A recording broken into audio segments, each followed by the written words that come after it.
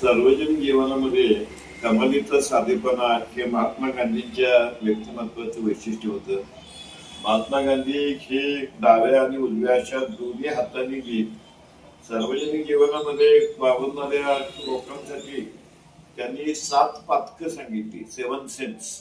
त्यापैकी पहिलं पातक आहे तत्वहीन राजकारण, दुसरं पातक आहे नीतिमत्ता विहीन व्यापार, तिसरं पातक आहे कष्टाविना संपत्ती, चौथं पातक आहे चारित्र्यविना शिक्षण, पाचवं पातक आहे मानवतेविना विज्ञान, 6वं पातक आहे विवेकहीन सुखोपभोग, 7वं पातक आहे त्यागरहित भक्ती.